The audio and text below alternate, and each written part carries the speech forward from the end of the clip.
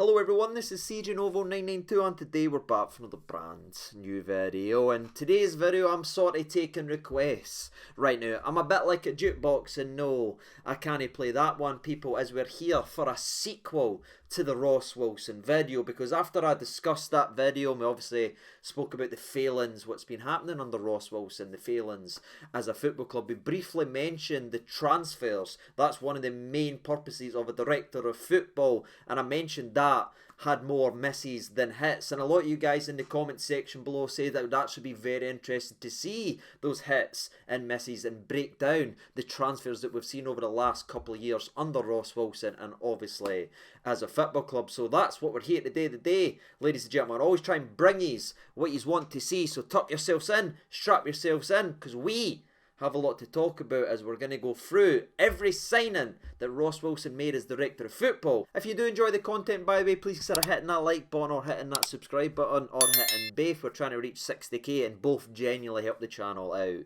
so much. But let's go ahead and talk about this then, shall we? And I'm going to start with a name, and I refuse to say hit or miss. I know we're here today, hit or misses and stuff like that, but the name I'm going to speak about is someone who's not actually played a single game for Rangers after signing for the football club, and that's of course Nnamdi Ofoborh, who came to this club, and I was so excited. People remember how I felt. He's a big, powerful CDM that puts markers down, that leaves bodies in his wake. It was an exciting signing for this club, and the kid got a serious heart issue, and that's the way it's been over the last couple of years. He's obviously not played, and I'm not going to sit here and try and say anything about that. I'm not going to call this laddie a flop. I know he's never played since signing for us, but that's a kid that's done everything right his entire life to become a professional football player. He's put all the hard work, the effort, all the stuff we all said we were willing to do, but we weren't able to actually do. This lad done it and made it at the highest level, and to get it ripped away from him over the last couple of years for something that he never done or something that wasn't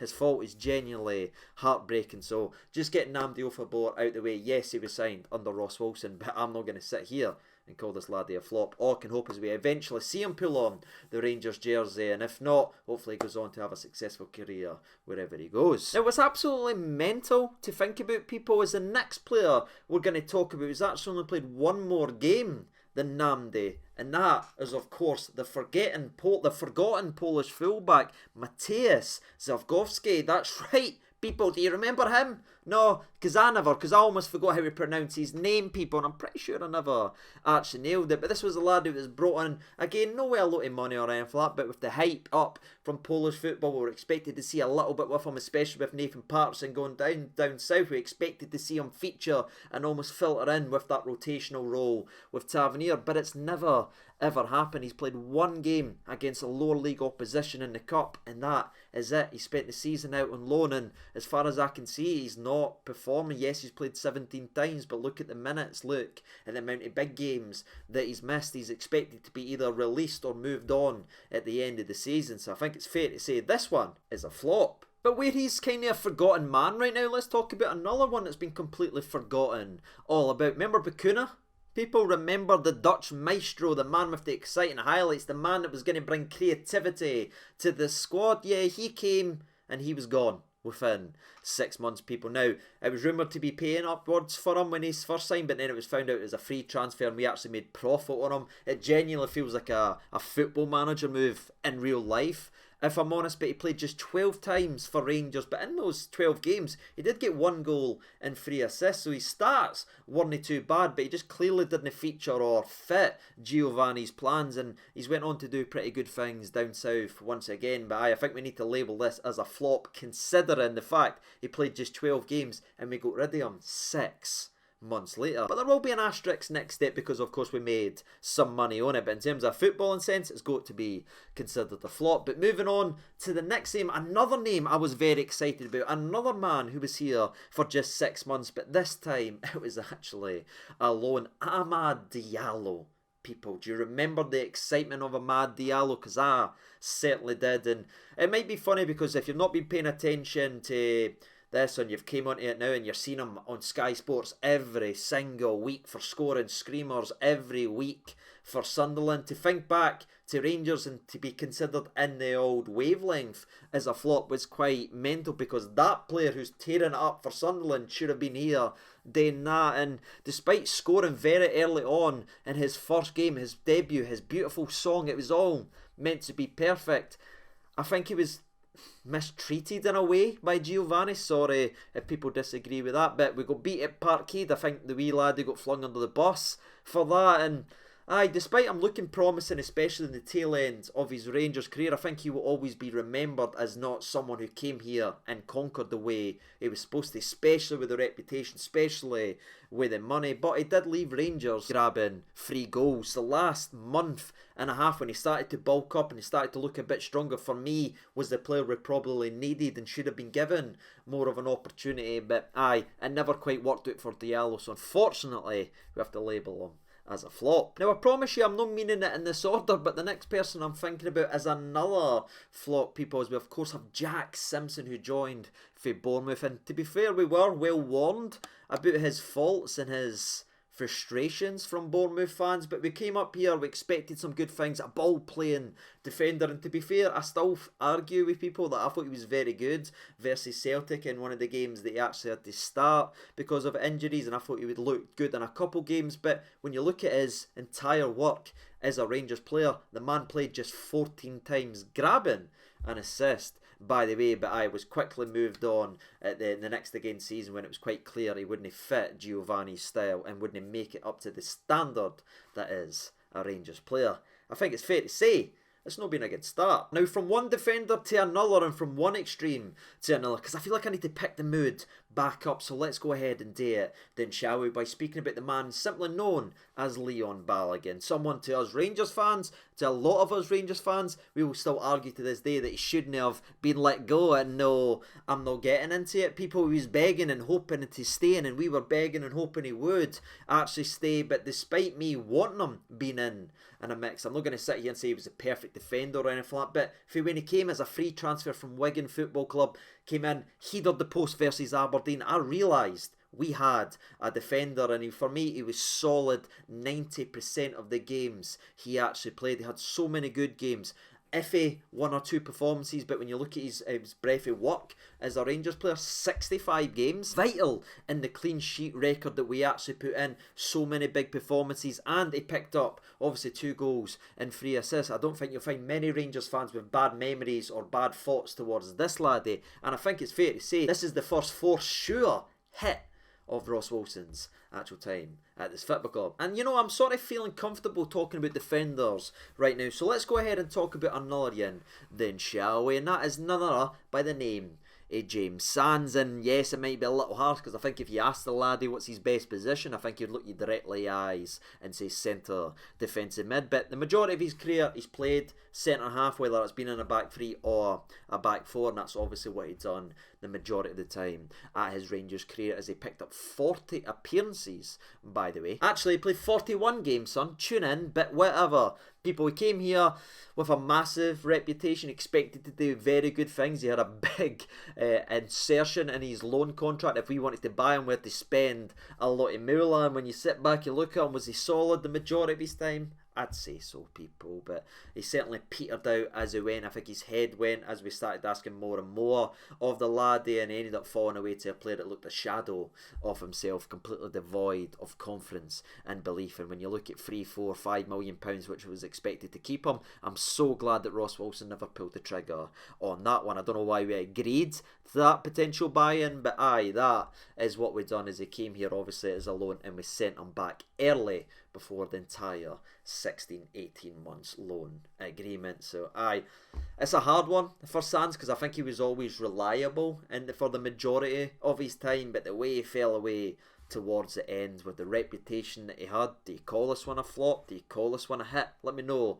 in the comment section below. But where that one will probably up for debate, the next one is a very, very easy, people, and it kind of makes me happy, but also kind of makes me sad talking about the next guy, because I miss him, people. It is none other than Calvin Bassey, who again arrived for a compensation fee or a development fee, whatever tag you want to put on it. But it was basically a free transfer, but because of his age, you pay the academy and the club for obviously training him up. And this one has to be just a surefire hit. 65 games, 1 goal, 3 assists. It might not be the sexiest stats there or anything like that, but this laddie was sensational for this football club, and the way he took to it right away. His first, I still remember his first start away at Fir Park, he absolutely tore it to shreds. They went after him early, very similar like what they did the same side, Motherwell versus Yilmaz, how they asked him so many questions in that game. They tried that with Bassey, and Bassey wore them like a fur coat, people, and it was at that point you realise, right, we've really got something. And in his next again season, his season when he was a true starter for this football club, just too many good performances, a major part in getting us to a European final. And I absolutely love the laddie, so I'm going to keep this one short. Bassey is a surefire hit. But as we've mentioned, Yilmaz, we may as well get him out the way as well, because yes, we might be jumping a wee bit from timelines, but we'll get the defenders out the way and then we'll branch from there. Yilmaz joined for the rumoured £3 million mark, and he's only played 9 games in total. Now, he is credited with 1 assist to his name, and I think he's looked promising in some of his appearances, but he's been so hampered by injuries. I feel like this might be one, despite him playing 9 times, that just might be too soon to actually tell when you add the price tag into that. You know what I mean? It's no a loan, it's no a free transfer. When you've got that certain amount of millions behind you to bring you in to have played only that time, I might cop out here, but I'm going to say this one is far too early for me to tell to see whether or not we spent that money wisely on the wee man. Speaking of spending the money wisely, we have a very interesting one to talk about. The most we've spent on a defender in a very long time. Do you know where I'm going with this one? It is, of course, none other than Ben Davies, the silent assassin who is as frustrated as all based on the weekend. And I feel like if you'd done this, and if I asked you this question before the weekend, I think everyone would say this has to be considered a hit. But because of the weekend, because of the mistake, and because we rumoured to spend £4 million on the laddie, I feel like there will be some discussion points. But for me, I think if you look at his body of his work, again, struggled with injuries, again, struggled beside a partner who was changing constantly because of injuries to even Connor Goldson. I think this one will prove to be a hit. If not, we've spent slightly more on him than we actually should have, but we needed a centre-back. I think he's much better than John Souttar, so I feel like this one over the next year or two will prove to be a hit, and we'll look back on it, but I can understand why some of you in the comment section below might look at Ben Davies so far and say, nah, it's a miss. But the laddie has 34 games under his belt as a Rangers player, with 1 assist, obviously being at Tynecastle, and that one where he ended up injuring himself. But aye, for me, I'm giving it a hit because I think he will be successful, and we'll see more as we obviously branch on. And I think going into next season, when we start getting better players in the side, him and Goldson will be the partnership that we need. But there's another defender in there, people, before we move on for defenders, and that is, of course, none other than Big John Souttar. We just mentioned him, and this one's a free transfer. He's played 6 times, and this one's hard for me to judge because he's exactly what I thought he was going to be, like to a T, injury prone and solid enough with the ball at his feet when he actually plays. And yes, I know he's also made that massive mistake based on the Old Firm, but it's been a tough season for the laddie, and I'm not going to go into too much detail on that one, but he's a big laddie. He'll give his absolute all, and I'm expecting him to play over the next couple of weeks, obviously tomorrow versus St Mirren, so hopefully he can start putting in games. But for me, this is exactly what I thought it was going to be. We'd very rarely see him,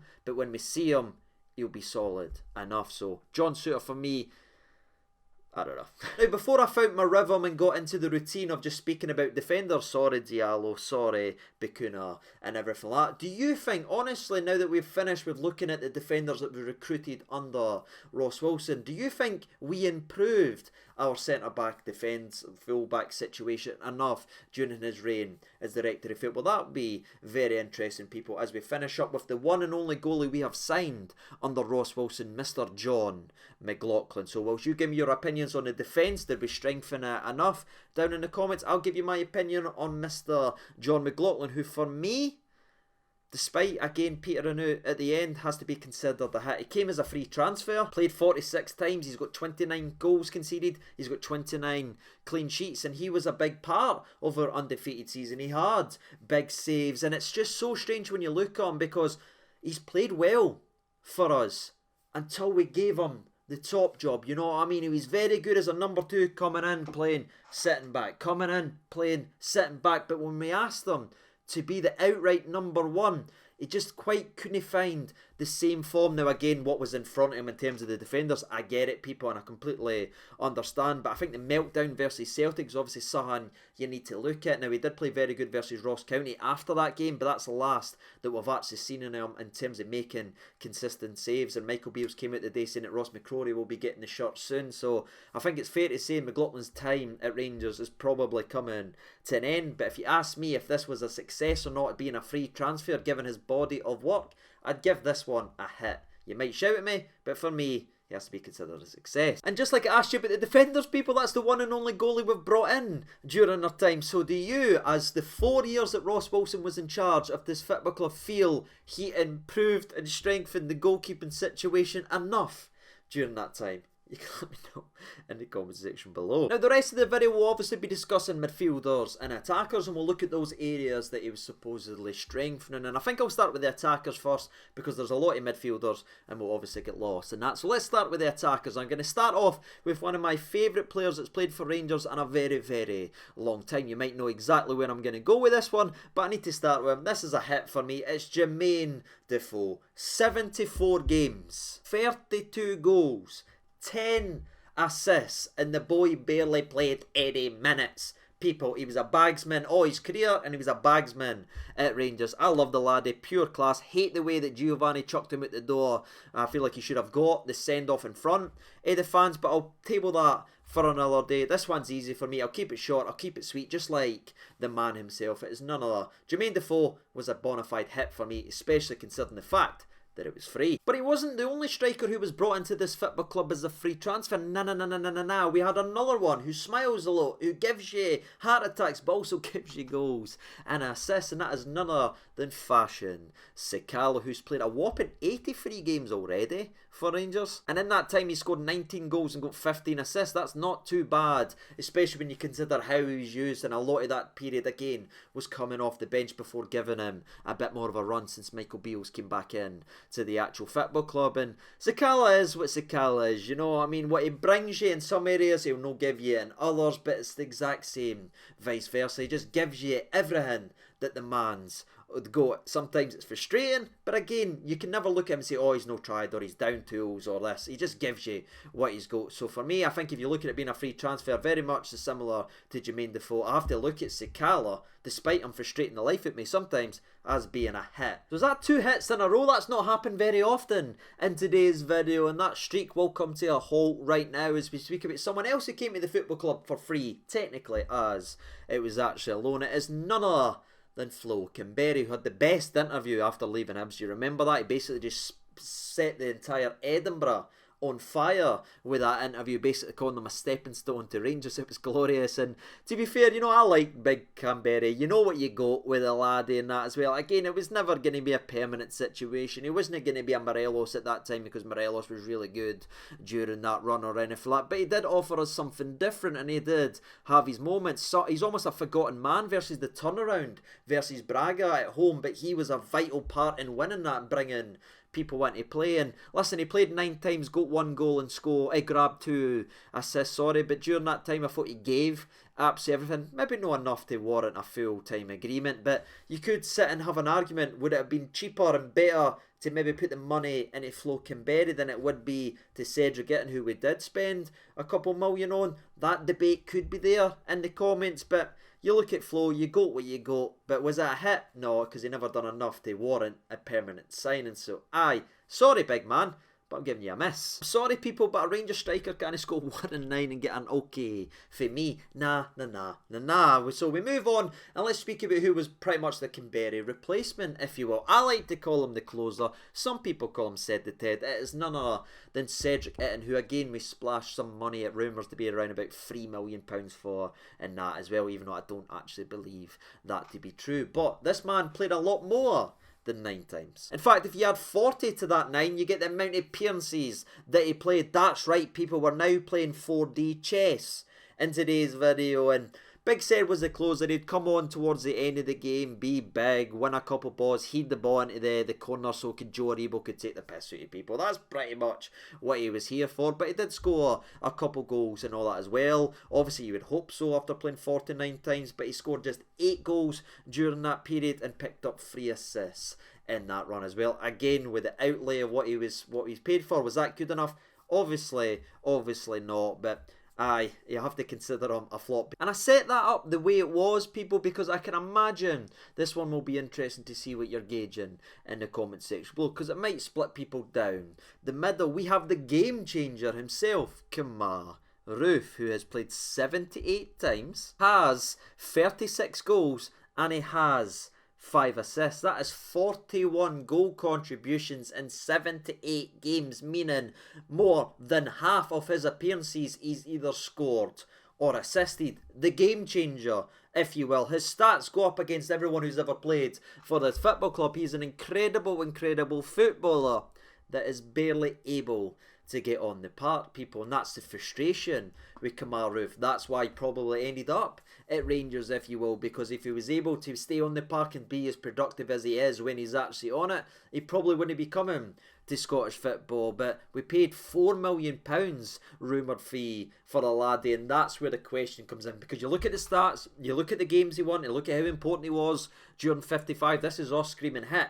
But when you look at the games he missed, because we couldn't get Kemar Roof on the actual park, how many big games he missed, that's when the all miss conversation comes in. But for me, and again, I could be completely wrong in this, I know we spent money on the laddie for what he gave us when he was on the actual park and what he helped win us. For me, justifies his price tag and the goals he's scored in Europe and everything like that. He's been an incredible footballer. So for me, I'm going to give him a hit. But if you say miss in the comment section below, I'll completely understand why. But the next guy, if you say a miss, I will certainly not understand, people, because we have Antonio Cholak, the last striker we have signed under the almighty Ross Wilson reign, I should say, and he has played a total of 38 games, he has 17 goals and he has 3 assists, meaning 20 goal contributions in 38 games in his debut season, people. So aye, I think it's fair to say this one's going to be a hit. He spent buttons on him, we brought him in, he's delivered, so aye, this one's easy.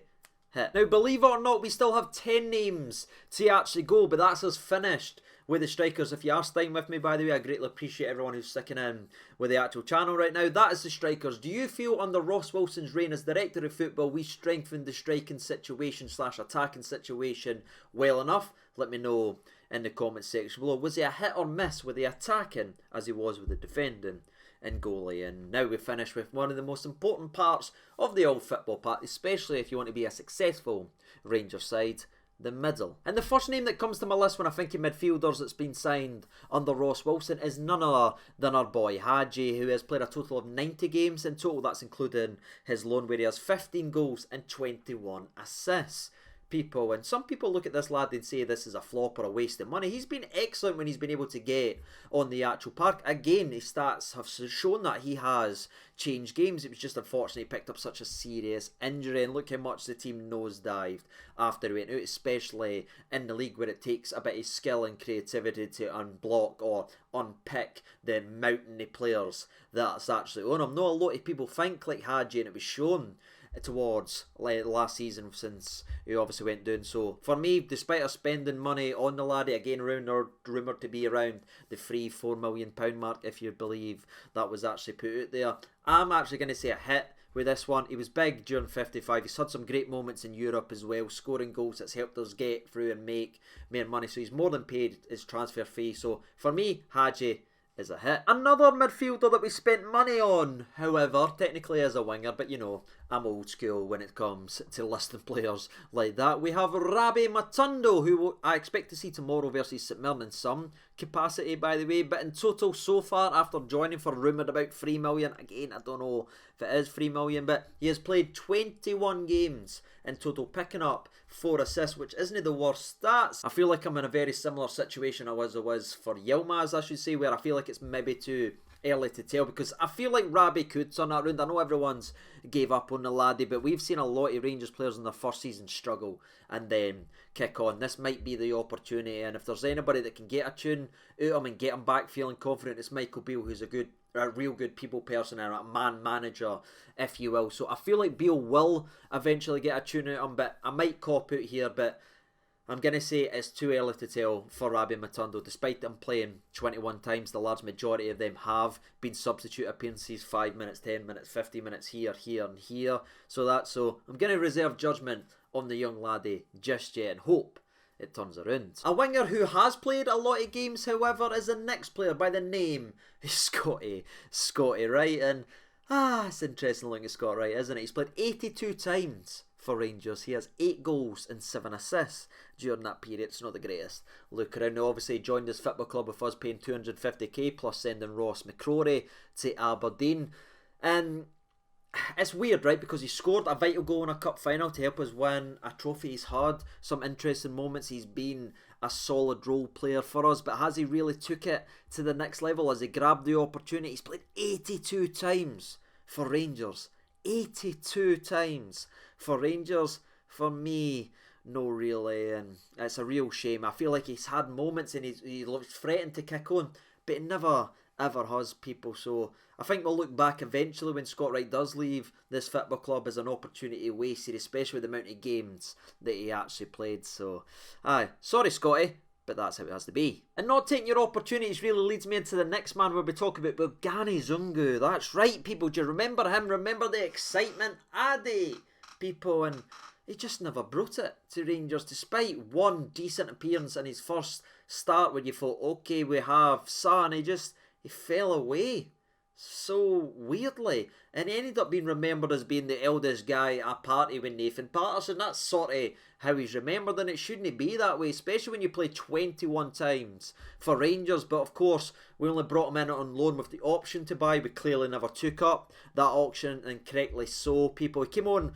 a lot of the times like Cedric Hitton as the closer just to see things out, but he never really had a moment, never really took his opportunity and got involved in a couple stupid stuff, people. So for me, this one has to be considered a miss. But a midfielder who started off slow but ended up taking his opportunity, then getting a bit slow, is the next guy by the name of John Lundstrom, who of course joined his football club for free from Ross Wilson, and of course he's played 92 times, people. That's right, he's nearly hitting the 100 appearance mark for Rangers already. Now, he has scored 9 goals during that period and grabbing 1 assist, one of those goals of course being that massive, unbelievable moment versus Leipzig. And I think of that Lundstrom, I think of Europa League Lundstrom with so much joy and so much excitement and so much happiness, and scream, hit. Then I remember 90% of the other time for Lundstrom, and I start getting a wee bit eye twitchy, people, and it's hard. I think if you played 92 times for Rangers, when you've had so many moments like him, especially being a free transfer, do you look at it and say, you know what I mean? Because Scotty's played 82 times, but Scotty's a role player. Scotty's a bench player. Lundstrom's been a vital part of ours in terms of being a starter consistently over there. So if you're a consistent starter for Rangers hitting 92, you've got something about you. So this one could be very decisive again in the comment section below. But let me know what you think about John Lundstrom. I'm going to give him the small hit right now, and I just hope that he's able to turn around and find his form that he's shown and stop whatever spiral he's now in. And now we're in for our final 5, people, and I'm going to start off with a name that's probably forgotten as well. Remember Tom Lawrence? Remember how good Tom Lawrence was, people? Addy. And 9 appearances, 3 goals and 2 assists during his name certainly backs that up. That's right. 5 goal contributions in 9 games. One of the few players during Gio's reign in this season to actually look good and be impactful. The one that you sat back and said, yes, he's a Rangers player. Cut short with an injury that was supposed to be 2 weeks, turned it into 2 months, turned it into a year. People, we're not expected to see him to the start of next season, but being a free transfer, I think if you look at his body work and what he could potentially bring, you would scream hit. But considering it's such another long-term injury in a player that has picked that up under Ross Wilson's reign as director of football, you look at it and say, what is the chances, man? But again, I'm probably going to cop out here, but I'm going to reserve judgment on Tom Lawrence. Despite me screaming hit because he looked very good, it is just 9 games in that period. Hopefully he comes back stronger, and hopefully he's able to show what he's shown before he got injury, and that was being an excellent Rangers footballer. Fun fact, by the way, he'll be the only Lawrence that's at Rangers next season. If you know, you know. But speaking of no, let's talk about someone that if you give him the ball, he'll score. And it's a 20-year-old laddie who joined on loan for Bayern Munich with an option to buy that Michael Beale's already expressed his desire to activate that clause. That is none other than Malik Tillman. And Malik Tillman's played a total of 40 times for Rangers so far, grabbing 12 goals and having 5 assists, having 17 goal contributions in his debut season as a footballer at the highest level. And if you've watched Rangers this season, you know how many sitters or strikers have missed that he's put on a plate. Morelos, I'm looking at you. So his stats could be even more discussed, and people can talk about maybe the biggest game and the biggest moment, but then you'll sit and cheer Morelos, who's barely turned up in those biggest moments and has 3 goals in 24 games versus them. So I think it's very overly critical how we treat a young laddie who's just in his first debut season, being 20-year-old, to some of the fan favourites that get sung who's failed a lot longer. So I'm going to give Malik Tillman a massive hit for me. He is a hit. And yeah, if he continues to progress and he has 5-6 years to experience like a Joe Rebo had or anything like that, what could he look like in 6 seasons? Kent's 6 years older than him as well. What could Tillman look like with 6 years experience? I'll tell you, it'll be a hell of a lot better than 8 goals in 86 games like Kent has brought him anyway. So for me, Malik Tillman is a hit under Ross Wilson. Now the next two are going to be Cantwell and Raskin before we finish up, obviously. And listen, they joined in January. The ink's barely wet on their contract. It's still very early days, but I'm willing to go out here and say, despite it being very early, and despite what I've said about the Yilmazes, the Lawrences and all that, Raskin's played 8 times. I know he's a Rangers player, you know what I mean? I know he'll make it. You look at Cantwell, he's played 12 times and took with 1 goal and 2 assists to his name during that period. I know he's going to make it. He's already shown that he's picked up enough man of the matches so far in a Rangers shirt. So I'm going to look at the January signings of both Cantwell and Raskin and give them both hits in my personal opinion. And aye, people, that leaves the last name on the list by the name of Aaron Ramsey. Ramsey played 13 games in total, grabbing 2 goals and 2 assists during that run, including a goal versus Celtic.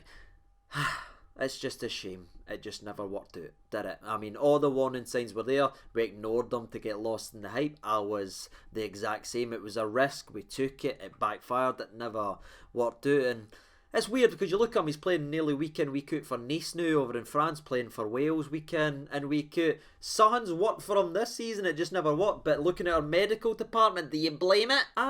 Probably didn't, and that's probably something to maybe look at. But again, he missed the penalty in the Europa League final and everything like that. That's how he'll be remembered. And for me, he didn't lose us Europa League final. I think I've spoken about this enough, but Aaron Ramsey isn't to blame for us losing a European final. Aaron Ramsey isn't to blame for an entire team not turning up and playing to the best of their ability in the biggest games of their career, right? Let's be honest, between me and thee right now, we never turned up in that final. It's a real cop-out to blame the guy who had the balls to step up and take a penalty when our favourites were hiding in the back.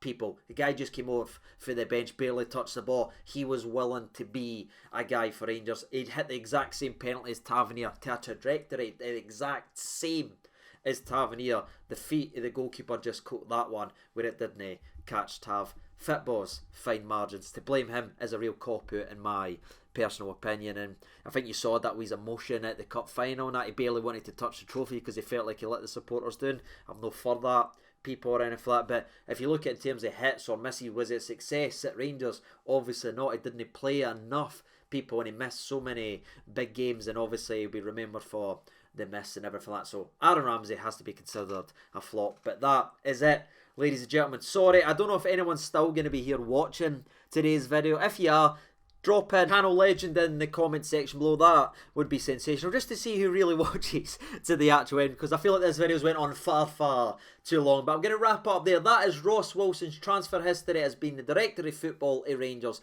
Was it a success? Now you've seen every area and every department broke down on the park. Was there more hits than misses? What was the goalie situation? Midfield, defence, the attack? What do you think? Again, it's never just about me, it's about the conversation, so get involved in the comments. And until tomorrow, which will be the game versus St Mirren, I've been Siege over 92. Thank you so much for watching, and bye.